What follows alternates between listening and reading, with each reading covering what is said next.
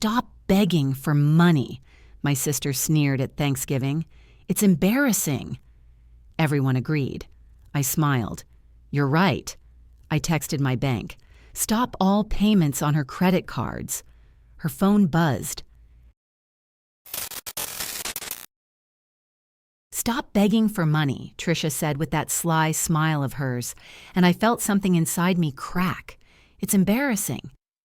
My parents nodded in agreement, and my mom even looked away, as if I had just asked them to rob a bank, not borrow $1,500. We sat at the table in my parents' dining room, with a turkey in the middle that my mom had been cooking since 6 in the morning, surrounded by bowls of mashed potatoes, cranberries, and that salad that no one ever ate, but that appeared at every holiday, Thanksgiving, a day when the family gets together to be thankful. I sat there and thought about what exactly I had to be thankful for. For the fact that my older sister Tricia came to the holiday in a new cappuccino-colored coat that probably cost about $600? For the fact that she was constantly scrolling through her phone while Dad carved the turkey? Or for the fact that my parents looked at her as if she had just stepped off the cover of a fashion magazine, even though Tricia worked as a consultant in a cosmetics store and spent most of her time between jobs?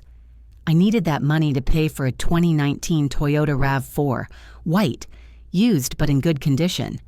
I had been saving money from my nurse's salary for months, taking extra shifts, not buying anything extra for myself. I even stopped buying coffee on my way to work and made it at home in a thermos. When my colleagues went to lunch at the cafe across from the hospital, I ate sandwiches I brought from home. I was only $1,500 short of the down payment. The salesman promised to hold the car for me for another week, but no longer. I thought maybe someone in my family would help. I wasn't asking for a gift, just a loan. I would pay it back. Of course I would. I thought about the turkey while I gathered my courage. Tricia was talking about a new $80 face cream that a customer had recommended to her. $80 for a jar of cream. Mom listened, nodding mesmerized. Dad was helping himself to more potatoes.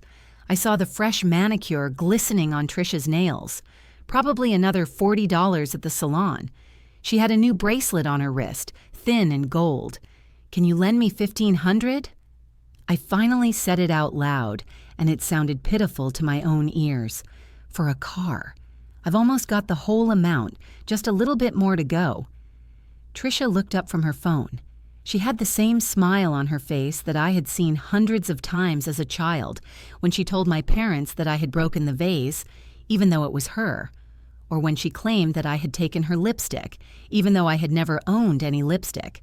"Stop begging for money," she said slowly, savoring each word. "It's embarrassing, Wendy." Mom put down her fork. Dad stopped chewing. I saw them exchange glances, and there was something decisive and final in that look.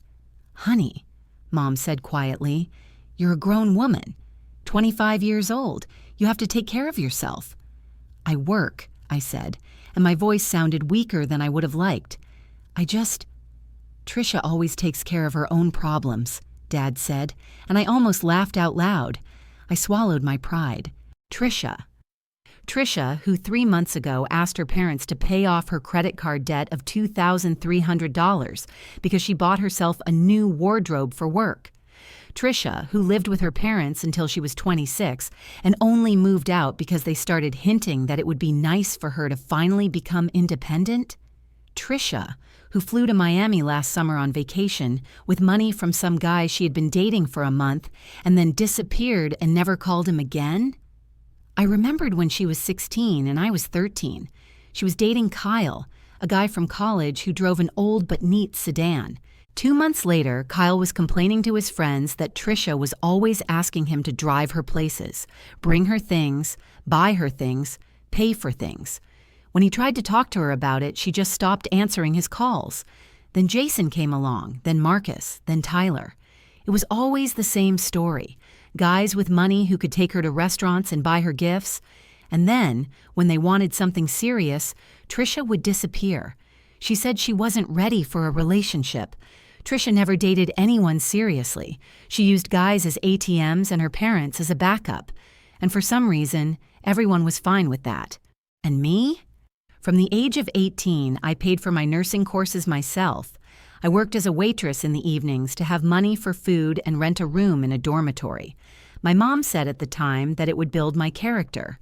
My dad agreed. Trisha was just enrolling in manicure courses.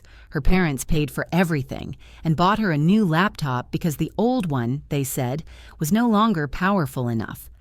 Later, she dropped out of the course, saying it wasn't for her. Her parents just sighed and suggested she think about what she really wanted to do.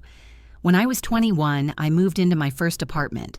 It was small, with a crack in the ceiling and radiators that rumbled at night. But it was mine. Trisha was still living at home, in her big room with a bed covered in white lace and a closet stuffed with clothes. When I visited, my mom would brag about how Trisha helped her around the house and made dinner. Although, in reality, my mom did the cooking, and Trisha might cut up a salad, which was considered a great achievement. "You're right," I said quietly, looking Trisha straight in the eye. I smiled, even though my face felt foreign and wooden. "I'm sorry I asked. I milked the turkey, even though it seemed cardboard-like. I answered my mom's questions about work in short sentences. Yes, everything is fine. Yes, the patients are different. Yes, the team is normal. Dad offered to take some leftovers home, but I refused, saying I already had plenty of food." Trisha stared at her phone again, smiling from time to time at something on the screen. When I got up from the table and said I had to get up early tomorrow, no one was even surprised. Mom kissed me on the cheek. Dad waved from the kitchen. Trisha didn't look up from her screen. I heard my mom say something behind me about a new TV series they were both watching. I rode the bus home, staring out the window at the dark streets. The same thoughts kept running through my head, like a broken record. 3 years ago, Trisha asked me to add her as an authorized user on my credit account. "Just in case," she said at the time. "Suddenly I need money urgently and I have problems with my credit history. You know, I sometimes forget to pay my bills on time." I agreed because she's my sister, because families should help each other. Since then, Trisha has used this account regularly, new shoes, restaurants, and other things, and I conscientiously paid all the bills, deducting the amounts from my nurse's salary, which wasn't the highest to begin with. My apartment greeted me with silence. One room, a small kitchen, a bathroom with a shower stall that you can barely turn around in. But it's mine. I pay for it myself. There's a calendar on the wall where I cross off the days until I can pick up my car. I sat on the floor with my back to the sofa and opened the banking app on my phone. My fingers trembled as I pressed the buttons. I found the section with authorized users, Trisha Collins. I stared at that name for a long time. I remembered how she laughed at the table when she said that about modesty, how my parents nodded. Then I wrote a message to the bank's support service. Remove Trisha Collins as an authorized user. Stop all payments on cards linked to her account. Sent. I received an automatic reply that the request had been accepted and would be processed within 24 hours, but I knew that the block would happen immediately. I sat on the floor and waited. I don't know for what exactly. Maybe guilt, maybe fear, but there was just a strange numbness, as if I were watching it all from the outside. 20 minutes later, my phone rang. Trisha. I watched her name light up on the screen. I didn't answer. It rang again and again. Then the messages started coming in. What have you done? Wendy, call me right now. Did you break my card or something? I was denied payment in the middle of a restaurant, do you understand? I turned off my phone. I put it face down on the floor. I went to the bathroom, brushed my teeth, washed my face. In the mirror, a strange woman with tired eyes looked back at me. I touched my reflection with my fingers as if to check if it was really me. I lay down in bed and stared at the ceiling. Cars drove by outside the window, their headlights casting moving shadows on the wall. I thought about tomorrow, about what would happen when I turned on my phone, about what my parents would say. But for the first time in many years, I felt something like peace. The knocking on the door began at 7 in the morning. Not a ring, but a knock. Insistent, loud, the kind that would surely wake the neighbors. I stood in the middle of the room with a cup of coffee in my hands, not yet fully awake, and stared at the door as if it might explode. "Wendy, open up, I know you're home," Trisha's voice. Of course. I put the cup on the table, walked to the door, and looked through the peephole. My sister was standing in the hallway wearing no makeup, her hair pulled back in a ponytail. She was wearing the same tracksuit she usually slept in. She had come here straight from bed. "Open up or I'll knock until you do." I opened the door, but didn't remove the chain. Trisha recoiled when she saw me. "What have you done?" Her voice was high-pitched and tense. "Did you break my card? Do you even understand what you've done?" "I didn't break anything," I said calmly. "I just took away access to my account." "Your account?" Trisha laughed, but it was an unpleasant, hysterical laugh. "You gave me that access 3 years ago. I'm used to using it. I had automatic payments set up." "Not anymore," I said. Trisha tried to push the door, but the chain held. Her face flushed. "You can't do this. This is mean. I'm your sister." "That's why I've been paying for your expenses for 3 years," I said, my voice remaining even though something inside me was trembling. "That's why I didn't say anything when you spent my money on restaurants, clothes, and everything else. But now I'm taking my money back. Is this because of yesterday?" Trisha narrowed her eyes. "Seriously? Are you offended because I told the truth?" "The truth?" I felt something sharp pierce my chest. "What truth, Trisha? That it's shameful to ask my family for help? That I have to get by on my own, working as a nurse while you can live off your parents' money and my credit cards? I don't live off my parents' money. Do you pay for your own apartment?" Trisha froze. Her mouth opened, then closed. "They help me," she said finally. "It's different." "Of course it's different," I said. "Don't ask for money, Trisha. It's embarrassing." And I closed the door. I heard her shouting something from the other side, but I couldn't make out the words.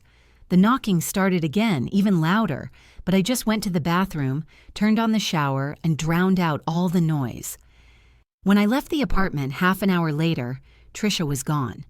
Only my neighbor from the 3rd floor, Mrs. Chen, peeked out the door and shook her head in obvious disapproval.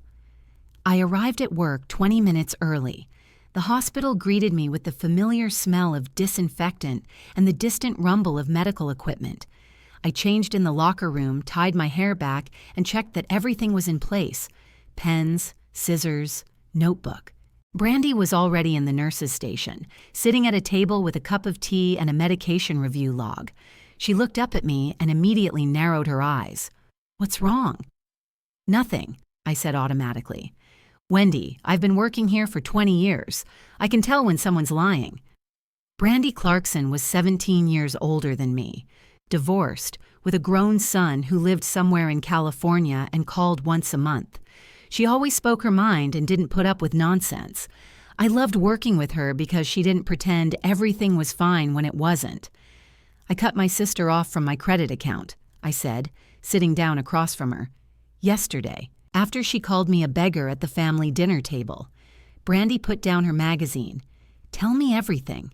And I told her about Thanksgiving, about the $1,500, about how Trisha had taken advantage of everyone around her whole life, about how my parents had always taken her side, about the visit that morning. When I finished, Brandy was silent, turning the cup in her hands. "It's good that you did that," she said finally. "But know this, family wars never end cleanly. Be prepared for this not to be the last confrontation." "I know," I said, though I wasn't really sure I knew. The shift was difficult. We had 3 new patients after surgery, an elderly woman with a broken hip who cried and called for her daughter, even though her daughter came every day. There was a middle-aged man after a heart attack who tried to joke, even though fear was evident in his eyes.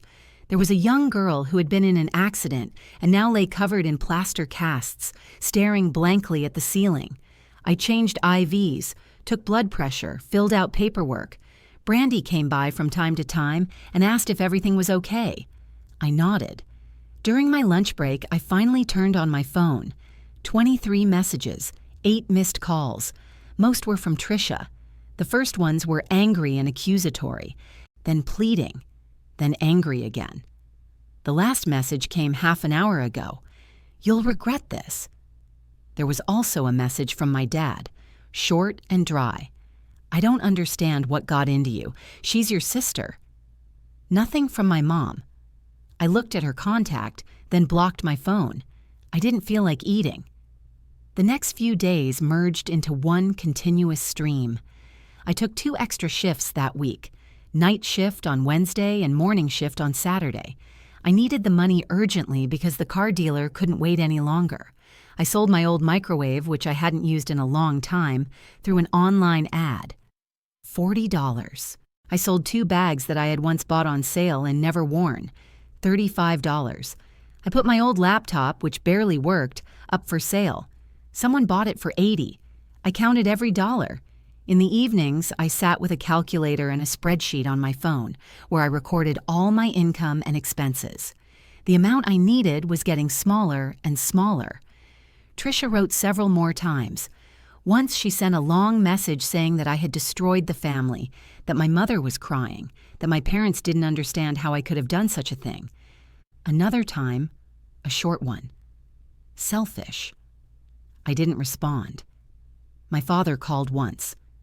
I didn't pick up the phone. He left a voicemail. Daughter, let's talk. You're a smart girl. Don't do this. I deleted the message without listening to the end. At work, Brandy would ask me from time to time how I was doing. I would reply briefly, fine. Once during the night shift, when we were sitting in the nurse's station at 3 in the morning, and it was so quiet that you could hear your own breathing, she suddenly said, "Do you know why people use others?" I looked up from my documents. Why? Because others allow it.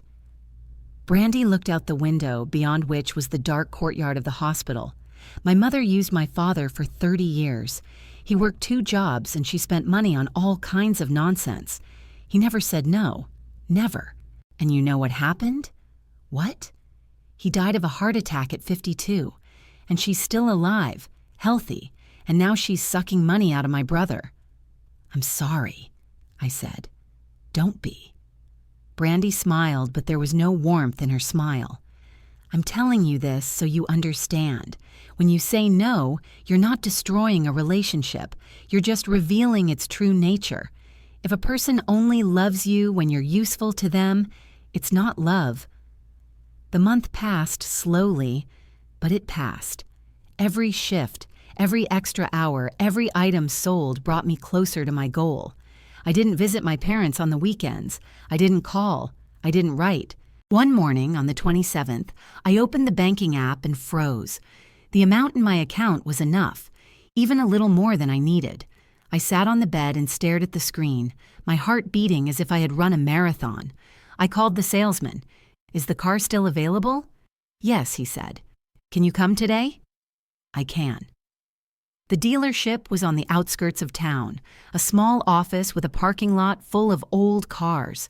The salesman, a man in his 50s with a big belly and a friendly smile, was already waiting for me. So, you've made up your mind, he said when I got out of the taxi. I have. We went into the office. I signed the papers, one after another, reading every line. I transferred the money.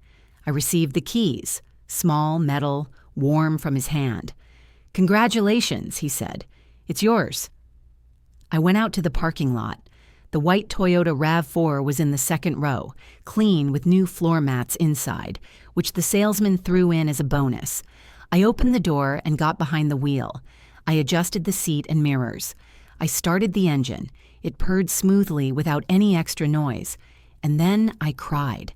I just sat behind the wheel of my first car, which I bought myself, with my own money, without help, without any loans, and cried. From happiness, out of exhaustion, out of the fact that I had finally proven to myself and to everyone else that I could do it on my own. I wiped my face with my sleeve and looked at myself in the mirror. My eyes were red, but I had a big smile on my face. I wanted to share this with someone, to call, to tell, to hear something like, "Well done," or "I'm proud of you." I took out my phone and scrolled through my contacts. Brandy? She'll be happy, but she's on shift. Any of my friends? Most of them were far away and we hadn't been in close contact for a long time. My parents. I looked at my mom's contact, then my dad's. They're my parents. They should be happy for me, right? I started the car and drove to their house. I pulled up to my parents' house at 4 in the afternoon. The sun was shining brightly and there were leaves on the lawn that my dad hadn't had time to rake yet. I parked right in front of the porch, turned off the engine, and just sat there for a moment, looking at the familiar windows with white curtains. The door opened and my dad came out onto the porch. My mom followed him. They both looked at the car, then at me. I got out, smiling, waiting for their reaction. "Well done," Dad said after a pause. His voice was even, without emotion. At least I didn't have to beg my parents. I felt the smile freeze on my face. Mom came down the stairs, walked around the car, and looked at it critically. "See, you could do it when you wanted to," she said, and there was something like contempt in her voice. "You kept saying you didn't have enough money, but it turns out you just didn't want to try." "I tried," I said quietly. "I always tried." Mom waved her hand as if shooing away a fly. "Come in, since you're here. I'm just making dinner." I followed them into the house. Inside, it smelled of fried chicken and potatoes. Tricia was sitting on the couch in the living room, staring at her phone. When I walked in, she looked up, and something like a smile appeared on her face, but it was cold and unpleasant. "Oh, look who's here to show off," she said. "I'm not showing off," I replied. "I just wanted to share." "Well, you shared," Tricia said, looking back down at her phone. "We all saw." It was quiet at the table. Mom was putting food on the plates, Dad was pouring water into the glasses. Tricia ate slowly, barely touching the chicken. I tried to talk about the car, how long I had been looking for it, how I had checked all the details, how happy I was to finally have my own transportation. My parents nodded, but their eyes were somewhere far away. "How's work?" Mom finally asked. "Fine. Lots of work, but I'm getting used to it. Are you still at the same hospital?" "Yes." Mom nodded and cut a piece of chicken. "And you, Tricia, how are you?" asked Dad, and I saw his face light up, become warmer. "Fine," said Tricia without looking up. "The store says they might promote me to senior consultant." "Oh, that's wonderful." Mom smiled, sincerely, broadly, in a way she never smiled at me. "We're proud of you, daughter." I looked at my plate and felt something tighten in my throat. I just bought a car, all by myself, without anyone's help, but they don't care. It's more important to them that Tricia might get a promotion at the cosmetics store, where she's worked for 6 months out of the 10 months she's been employed there. I sat silently for the rest of dinner. They talked about their own things, about the neighbors, about some TV series, about the need to fix the drain. I was invisible, as if I wasn't at the table. After dinner, I started to clear the plates, but my mother said she would take care of it herself. I went into the hallway and grabbed my jacket. That's when Tricia approached me. "Wendy, can we talk?" I turned around. She was standing close, too close, and there was an expression on her face that I couldn't decipher. About what? "You understand that this is difficult for me right now, right?" Her voice was soft, almost gentle. "I'm trying to get back on my feet, I really am. But without that account, it's hard." I knew where she was going with this. "Maybe you could give me back access?" Tricia touched my hand. "I won't abuse it, I promise. Just in case. You can see I'm trying." "No," I said. Her hand squeezed mine tighter. "What?" "No." I pulled my hand away. "I won't give you access back." Her expression changed instantly. The tenderness disappeared, replaced by something cold and hard. "You'll regret this," she said quietly but clearly. "It won't stay that way, Wendy." She turned and walked back into the living room. I stood in the hallway, feeling my heart beating too fast. Then I took my keys and left the house without even saying goodbye. I hardly remembered the way home. The car seemed to drive itself while I replayed Tricia's words, her expression, the coldness in her eyes in my head. When I got home, I immediately called Brandy.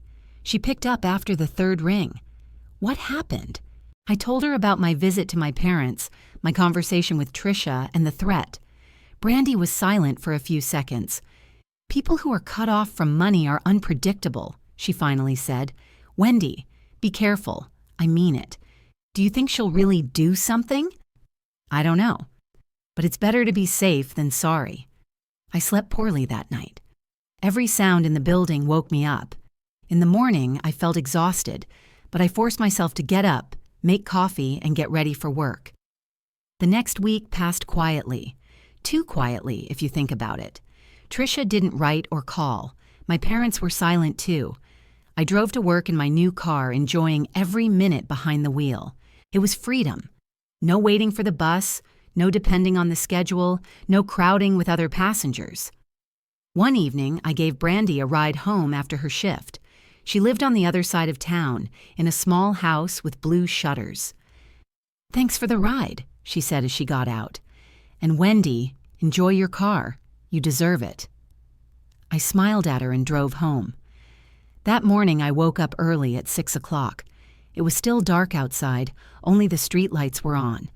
I went to the window to check the weather, to see if I needed to take an umbrella, and I froze. My car was parked in the parking lot below my window, but it was damaged. There were deep scratches all over the white body, long as if someone had deliberately run something sharp from the hood to the trunk. The windshield was broken, a large crack in the middle, from which smaller ones spread out like a spider web. Glass shards lay on the asphalt around it, glittering in the light of the lantern. I didn't breathe. I just stood and stared, not believing my eyes. It couldn't be true. It was some kind of mistake, a terrible dream, but it was reality. I grabbed my phone and dialed the police. The voice on the other end was calm and professional. "Give me the address. Describe the situation. Stay where you are. A patrol car will be there in 15 minutes. I got dressed without washing my face and ran out into the street. I approached the car, not daring to touch it. The scratches were deep, down to the metal. Someone had done this for a long time, carefully. It wasn't a random act of vandalism, it was personal. The police car arrived in 12 minutes. 2 officers got out. A man of about 35, tall, with a tired face and dark circles under his eyes, and a young woman who looked like she had just graduated from the academy. "Officer Tember," said the man, showing his badge. "Is this your car?" "Yes." "Tell us what happened." I woke up, went to the window, and saw this. Everything was fine when I parked it last night. Temberg walked around the car, examining the scratches closely. His partner took photos, crouching down and shooting from different angles. "Are there any cameras here?" Temberg asked. I looked around. There was one camera on the building across the street, but it was pointed at the entrance, not the parking lot. "I don't know if it covers this area," I said. "We'll check." Temberg was writing something in his notebook. "Do you have any idea who could have done this? Conflicts with anyone? Arguments?" I hesitated. Trisha's face was spinning in my head, her words, "It won't stay that way." "Maybe," I said finally. "I have my suspicions." Tamberg looked up. "You need to give us a name. My sister. We had a recent argument. She threatened me." Tamberg exchanged glances with his partner. "What's her name?" "Trisha Collins." He wrote it down. "We'll talk to her." "But, ma'am, the chances of finding the culprit are slim. If the cameras didn't capture anything, there's not much evidence. But we'll try." They took my information, promised to contact me if there was any news, and drove away. I was left alone with my damaged car. The sun was already rising, painting the sky pink. Beautiful. Ironically beautiful. I sat on the curb looking at the scratches and broken glass. Everything I had achieved, everything I had fought so hard for, had been destroyed in one night. And I knew. With absolute cold certainty, I knew who had done it. But knowing and proving are two different things. A week passed, and there was no news from the police. I called them twice. The first time on the 3rd day, the second on the 5th. Both times it wasn't Temberg who answered, but someone from the duty desk. "It's a work thing, Miss Collins. We'll contact you if we find out anything." I took the car in for repairs. The mechanic, a heavy-set man in his 60s with a mustache and the constant smell of machine oil, inspected the damage and whistled. "Someone really didn't like you," he said. "It was done deliberately, carefully. The windshield can be replaced, but the body, that will be expensive." "How much?" "About $4,000. It could be cheaper if we use used parts, but I can't guarantee that the color will match." I nodded, feeling my stomach tighten. $4,000. That's almost what I saved in a whole year. I took the bus to work, as before. Brandy asked how I was doing, and I replied briefly, "Fine." But in reality, I couldn't think about anything else. Trisha's face, her threat, her cold confidence were constantly spinning in my head. On the 6th day, I woke up at 5 in the morning and realized I couldn't just wait anymore. The police wouldn't find anything. The camera on the house across the street didn't capture the parking lot. There were no witnesses. If I wanted to prove that Trisha did it, I would have to do it myself. I got dressed, grabbed my phone and a flashlight, and went outside. It was cold and dark, with only a few windows lit in the neighboring houses. The parking lot near my house was empty. Of course, my car wasn't there. It was at a repair shop 3 blocks away. I walked to the spot where it had been parked that night. The asphalt here was a little lighter in color. There were still small pieces of glass on it that I hadn't noticed before. I crouched down and shone my flashlight. Glass, small pebbles, a crumpled candy wrapper. I walked around, looking at my feet. I remembered every detail of that morning scene, where the scratches were, how the glass shards lay. Someone stood here, by the driver's door, and methodically scratched the body. It took time, at least 15 minutes, if not more. I went to the bushes that grew at the edge of the parking lot. Small, prickly, with yellow leaves. It was dark under them, and I crouched down, shining my flashlight. Trash, leaves, some kind of plastic bottle. And then I saw something bright. I reached out and pulled out a scarf. Thin, blue, covered in tiny sparkles that fell onto my fingers. I held it up to the light of the flashlight. The sparkles shimmered, tiny, silver, sticking to everything. I remembered. A month ago, when we were still talking, Trisha showed me a photo on Instagram. She had bought a new highlighter, an expensive one, from a well-known brand. She said it was wonderful, but it got everywhere, even on her clothes. She laughed about it, saying that now her whole apartment was covered in glitter. I carefully wrapped the scarf in the bag I had brought with me. My heart was beating fast, my hands were shaking. "Keep looking," I told myself. I walked on along the parking lot, then to the grass behind it.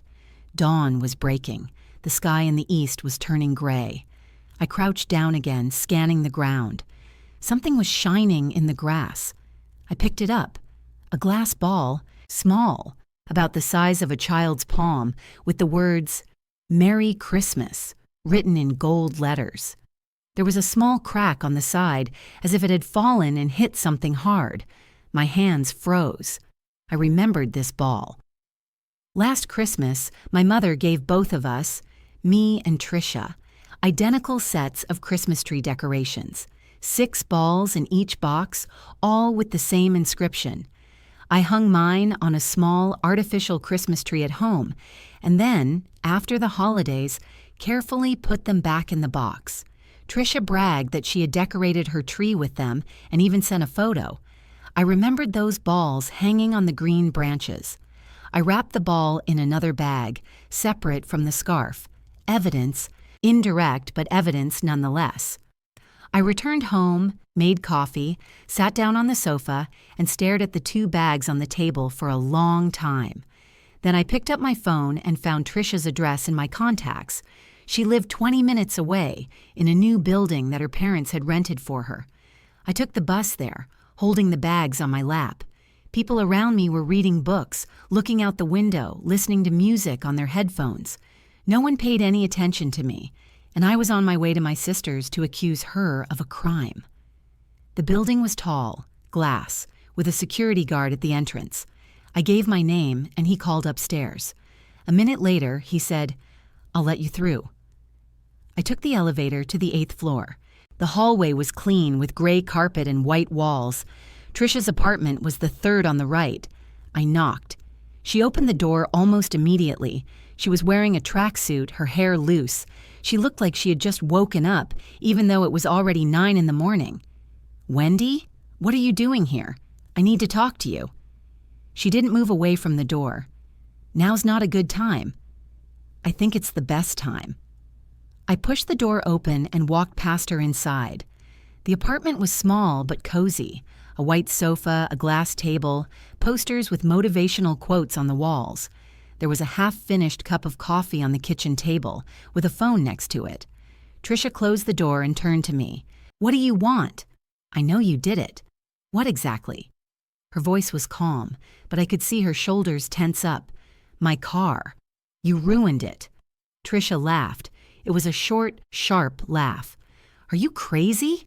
Why would I do that? Because I didn't give you back access to my account. Because you threatened me." "I didn't threaten you. I just told you the truth. You said I'd regret it. And a week later, my car was destroyed. It's a coincidence, Wendy. Vandalism happens. Not this kind." I looked her right in the eye. "Someone did this on purpose, carefully, and I know it was you." Trisha moved closer. The same cold smile appeared on her face as it had in the hallway of her parents' house. "So what? Prove it." "I have proof." "What proof?" I took the scarf out of the bag and laid it on the table. Glitter spilled onto the white surface. "This is your scarf. I found it near my car. It has the same glitter as your highlighter." Trisha looked at the scarf, then at me. "That's not my scarf. You're lying." "Wendy, there are thousands of scarves like that. Any girl could have lost it there." I took out the second bag and pulled out a glass ball. "And this? It's the same ball Mom gave us last Christmas. I found it in the grass near the parking lot." Trisha turned pale. Her gaze darted from the ball to my face. "There are millions of balls like this," she said, but her voice was no longer so confident. "Not with that crack. Not with those fingerprints. I'm lying. I didn't send the ball for testing. Not yet. But she doesn't know that." "You can't prove anything," Trisha said, but she took a step back. "I can, and I will." "Why are you doing this?" Her voice suddenly broke. "I'm your sister. You destroyed my car, something I worked so hard for. It meant more to me than you could ever understand. It's just a car. No, I moved closer. It was my freedom, my proof that I could do it on my own. Without my parents, without you, without everyone who was used to using me. And you took that away." Trisha looked at me, and I could see the emotions changing in her eyes. First anger, then fear, then anger again. "Okay," she said finally. "Yes, it was me. Happy? I did it. Because you deserved it." I turned on the voice recorder on my phone before I even entered the apartment. It lay in my pocket, recording every word. "Why did I deserve it?" "Because you're selfish." Trisha spoke softly, but every word was filled with venom. "You've always been like that, pretending to be kind and righteous when in reality you just wanted to look better than me. And when I asked you for help, you refused. Your own sister. I helped you for 3 years. It wasn't enough." I took the ball and scarf from the table carefully, without touching them with my bare hands. "I'm going to the police," I said. "Do whatever you want." Trisha crossed her arms over her chest. "They won't believe you. We'll see." I left the apartment, walked down the hallway, and took the elevator down. My hands were shaking so badly that I could barely hold the bags. On the bus, I sat in the back seat and listened to the recording. Trisha's voice clear and distinct. Yes, it was me. I did it. The police station was small, with worn benches in the hallway and the smell of coffee. I asked to see Officer Tember. I was told to wait. I sat for 20 minutes clutching the bags on my lap. Finally, he appeared, looking just as tired, with dark circles under his eyes. "Miss Collins, is there any news on your case?" "Yes, I have evidence." We went into his office, small, cluttered with files and coffee cups. I laid the scarf and ball on the table, told him where I found them, and played the recording of the conversation. Timber listened attentively, without interrupting. When I finished, he picked up the ball, carefully holding it by the edges. "Did you touch it?" "No, only through the bag." "Good." He looked at me. "We can check it for fingerprints. If your sister's fingerprints are on it, that will be evidence. But the examination will take time." "How long?" "A few days, maybe a week." I nodded. "I'll wait." The next few days dragged on unbearably slowly. I worked, came home, tried to sleep, but sleep wouldn't come. I lay in the dark and thought about what would happen if they didn't find any fingerprints on the sheet. What if Tricia was smarter than I thought and wiped them off? Brandy noticed my state. Once during lunch break, she sat down across from me and silently put her hand on mine. "Everything will be fine," she said. "How do you know?" "Because you did everything right. The rest is out of your hands." On the 5th day, the phone rang. Unknown number. I answered, holding my breath. "Ms. Collins." "Officer Temberg. Can you come to the station? Is there news?" "Yes. It's better if we talk in person. I arrived in half an hour." Temberg was waiting in his office, and when I walked in, he smiled. For the first time ever. "We found clear fingerprints of your sister on the sheet," he said. "We're opening a criminal case. Property damage and vandalism. She faces a fine and possible compensation." I sat there, unable to believe it. I had proven it. I had actually proven it. "Thank you," I said. "You did a good job." Tamber put the papers aside. Not many people find evidence themselves. I just couldn't wait. I left the station and for the first time in a week felt like I could breathe normally. But along with the relief came something else. Sadness. Deep, numbing sadness. I had proven that my sister had destroyed my car. I had taken her to court. I had finally severed what was left of our relationship. And now there was no turning back. The court hearing was scheduled for 10 a.m. on Thursday, 3 weeks after the case was opened. I arrived 15 minutes early, sat down on a bench in the hallway and watched the people passing by. Lawyers with briefcases, witnesses nervously flipping through papers, security guards looking bored. Temberg arrived at 9:50 and nodded to me. "Ready?" "I think so. It will be quick. The evidence is clear. The expert opinion is clear. You just need to confirm your testimony." We entered the courtroom. It was a small room with wooden benches, tables for the lawyers, and the judge's chair. It smelled of old paper and something else. Maybe fear, maybe anticipation. Tricia was already there. She was sitting at the table on the left. Next to her was a lawyer, a young man in a dark suit who was flipping through documents. Tricia didn't turn around when I entered. She kept her back straight and looked ahead. Behind her, on the public benches, sat her parents. Her mother was in a dark dress, her hands clasped on her knees. Her father was in a gray jacket, his face stony. They didn't look at me either. I sat down on my bench on the right. Temberg sat down next to me and opened his notebook. "All rise, the court is in session." We stood up. The judge entered, a woman in her 50s with gray hair pulled back in a bun and a stern expression.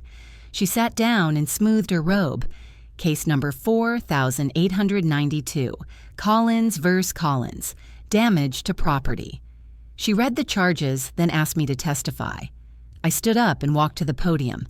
I told her everything, how I discovered the damage, how I found the evidence, how I recorded Tricia's confession. Tricia's lawyer stood up when I finished. "Ms. Collins, you claim that your sister confessed to the crime. But could you have provoked her into saying that? Could you have forced her to say what you wanted to hear?" "I didn't force her. I asked, and she answered." "But you went to her house, right? You entered without an invitation?" "I knocked. She opened the door." "But she didn't invite you in?" I hesitated. "No." But she didn't object. The lawyer nodded and wrote something down. Now they called an expert witness, a woman from the crime lab who confirmed that clear fingerprints belonging to Trish Collins had been found on the glass pane. She showed photographs and comparisons with the database. Tricia's lawyer tried to question the quality of the examination, but the expert responded confidently, without hesitation. The fingerprints were identified correctly and the procedure was followed. Then they called the mechanic from the auto shop. He talked about the extent of the damage and showed photos of the body and windshield. He estimated the damage at $4,100. The judge listened carefully, sometimes taking notes. When all the witnesses had testified, she asked Tricia to come forward. My sister stood up. I saw her hands shaking as she walked to the stand. She looked smaller than usual, as if she had shrunk. "Miss Collins, do you admit to damaging your sister's property?" Tricia was silent for a few seconds. I was angry. She took away my access to money, and That's not an answer to my question. Do you admit guilt? Yes. The courtroom fell silent. Mom sniffed quietly. Dad sat motionless. The judge closed the folder and took off her glasses. The case is clear.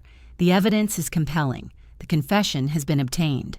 I hereby rule that Tricia Collins is required to compensate the injured party for 37% of the total cost of the vehicle, which is $4,100. This corresponds to the estimated damage to the bodywork and other repair costs. Payment must be made within 90 days. The hearing is closed. She banged the gavel. Everyone began to get up. I stood still. $4,100. Tricia would have to pay. She, who never had any money of her own, who always lived off others. I turned around. My parents were leaving, supporting Tricia by the arms. Mom was crying openly. Dad was staring straight ahead. Tricia walked between them, her head bowed. We left the courthouse at the same time. I walked a few steps behind them. They stopped on the stairs, and suddenly, Tricia turned around. Wendy. Her face was red, her eyes swollen from crying. "Wendy, please, we're sisters. Withdraw the complaint. Say you made a mistake. Say it wasn't me." I stopped and looked at her.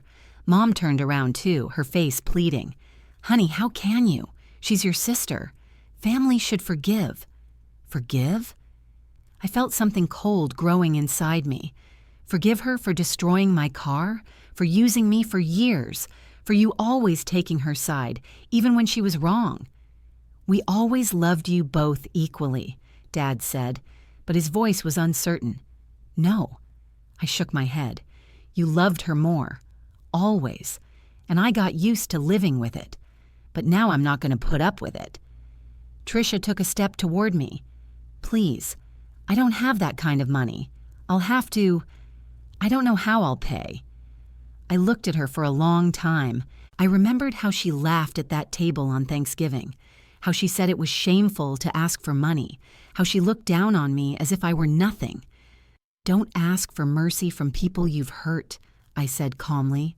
"It's shameful." Tricia froze. Her face contorted. She turned away and went down the stairs, sobbing. Mom gave me one last look, full of pain and disappointment, and ran after her. Dad stood there for a moment, then left too without saying a word. I was left alone on the stairs. People were passing by, some talking on the phone, some smoking, leaning on the railing. I stood there watching my family walk away. Temberg approached me. "Are you okay?" "Yes." I nodded. "Thank you for everything." "You're welcome." Justice prevailed. He left, and I finally moved on as well. The car was returned a week after the trial. I arrived at the repair shop, and the mechanic showed me the results. The body had been repaired, and the windshield had been replaced. But if you looked closely, you could see that the paint was a slightly different shade. The scratches were painted over, but not perfectly. "It's the best I could do," said the mechanic, "but it drives like new." I nodded, paid him. Part of it was covered by insurance, and I paid the rest from my savings. I got behind the wheel and drove home. Life returned to normal. Work, everyday life, shifts. Brandy asked about the trial, and I told her briefly. She listened without interrupting, then just hugged me. "You're a champ," she said. "I don't feel like a champ, but you are." My parents didn't get in touch. Neither did Tricia. I didn't write to them or call them.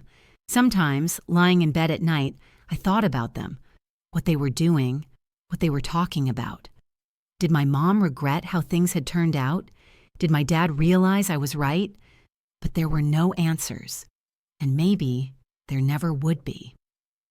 3 months after the trial, I was sitting with Brandy in a small coffee shop near the hospital. We had just finished our shift, both tired but not ready to go home. Brandy told me about her son, who had finally called after 2 months of silence. "You know, I once had a choice too," she said, stirring sugar into her coffee, "between being convenient for everyone and being myself. My husband wanted me to quit my job, stay at home, and wait for him. He said it was the right thing to do, that it was what normal women did. But I loved my job. I loved helping people. And when I said I wouldn't quit, he called me selfish." "What did you do?" "I filed for divorce." Brandy smiled. "The best decision of my life. He left, took half the money, turned our son against me. But I stayed true to myself. And you know what? I don't regret it." I nodded, looking out the window. Behind it, in the parking lot, stood my Toyota, white with barely noticeable signs of repairs. Mine. My phone rang. A message from my dad. The first in 3 months. I opened it. "Trisha moved in with us. She's having a hard time. Maybe you could give her a call." I read the message twice. Then I locked the screen and put the phone on the table. "From them?" Brandy asked. "Yes." "Are you going to reply?" "No." "Okay." We finished our coffee and went outside. The air was cool and smelled like rain. I walked to the car and opened the door. Brandy waved goodbye and walked to her car. I got behind the wheel and started the engine. I took out my phone and opened my notes. I wrote, "Note to self. When someone tells you that you are shy, check to see if they are afraid of losing power over you. Saved." I put my phone in the cup holder. I looked out the window at the street, at the people walking by, at life which continued regardless of my problems. And I felt something unusual. Calm. Not happiness, no, but calm. Maybe I lost my family. Maybe I'll spend the holidays alone now, without family dinners, without gifts under the tree, without that feeling of belonging that a family should give. Maybe my mom will never call just to ask how I'm doing. Maybe my dad will never say he's proud of me. But for the first time in my life, I didn't feel like a punching bag. For the first time, I didn't let anyone use me, mock me, or nullify my achievements. I set boundaries. And even though those boundaries cost me dearly, they were worth it. I started the car and drove home. In the rearview mirror, I saw the coffee shop, Brandy getting into her car, the street where I had just made the most important decision of my life, to be myself. The road was long, but I was in no hurry. I turned on the radio and rolled down the window a little. The cool air ruffled my hair. I smiled, not broadly, not happily, but calmly. For the first time in a long time, I was okay.